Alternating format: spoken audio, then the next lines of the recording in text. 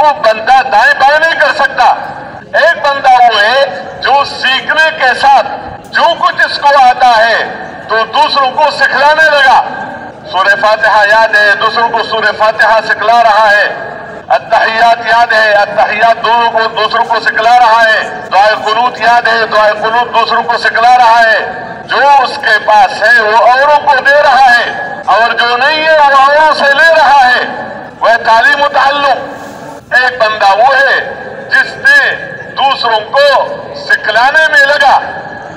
اب اس کا وقت لگ گیا دوسروں کو سکھلانے میں، تو اس 10 منٹ میں، اس 15 منٹ میں اس نے سورہ فاتحہ سکھلایا، اور وہ موت تک پڑھتا رہے گا، ثواب اس کو ملتا رہے گا.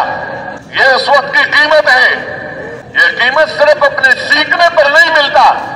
اپنے سیکھنے پر وقت خرچ کر لیا کافی ہے نہیں، اپنے سیکھنے کے ساتھ یہ اوروں کو سکھلا رہا ہے اور اس میں وقت لگا رہا ہے. تو اس نے اوروں کو سکھلانا شروع کر دیا، پھر انہوں نے اوروں کو سکھلانا شروع کیا، پھر انہوں نے اوروں کو سکھلانا شروع کیا.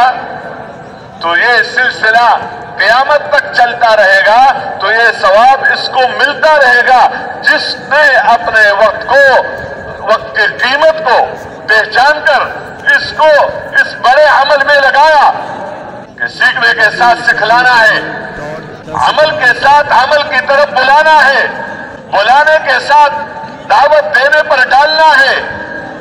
اس لیے حدیث پاک میں ہے کہ بڑھیا زمانہ اور بہترین زمانہ خیر القرون قرنی ثم الذین یلونہم ثم الذین یلونہم، کہ زمانہ سب سے بڑا یعنی سب سے مبارک زمانہ اور خیر زمانہ وہ ہے جو میرا ہے. تو خیر زمانہ کیا مطلب؟ وقت تو سب، اس لیے کہتے ہیں شرور کو زمانے اور دہر کی طرف منسوب نہ کرو. دہر میں جو حالات آتے ہیں اللہ کے چاہنے سے آتے ہیں، اللہ کے ارادے سے آتے ہیں. زمانہ کیا چیز ہے کہ زمانہ آج یہ ہو گیا، زمانہ وہ ہو گیا، زمانہ یہ ہو گیا.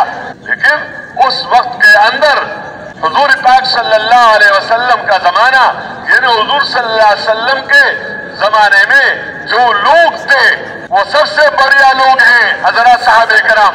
وجہ کیا ہے کہ انہوں نے اپنے اوقات کو اور اپنے زندگی کو ان اعمال میں گزارا جن اعمال سے خود بھی بنے اور ان اعمال سے انسانیت بنی، جن اعمال کے ساتھ پیغمبر صلی اللہ علیہ وسلم کو بھیجا گیا، دعوت کے ساتھ، تعلیم و تعلم کے ساتھ، تزکیہ کے ساتھ پیغمبر کو بھیجا گیا.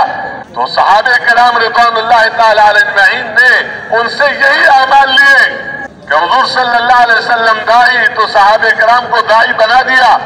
حضور صلی اللہ علیہ وسلم سکھلانے والا، اور پیغمبر نے سیکھا ہے اللہ سے، پیغمبر کو سکھلانے والا اللہ.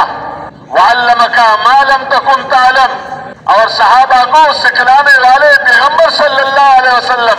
وَيُعَلِّمُكُمْ مَا لَمْ تَكُونُوا تَعْلَمُونَ، پیغمبر نے وہ سیکھا جو علم اس کے پاس نہیں تھا، اللہ نے دیا براہ راست اور اپنے فرشتے کے ذریعے سے.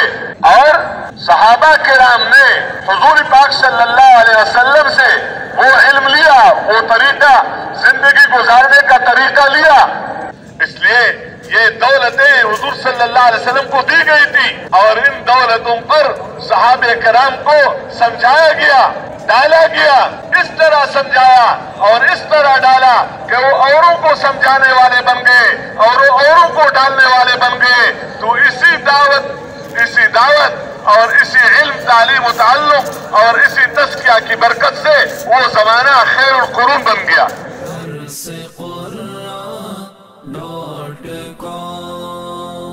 www.darsequran.com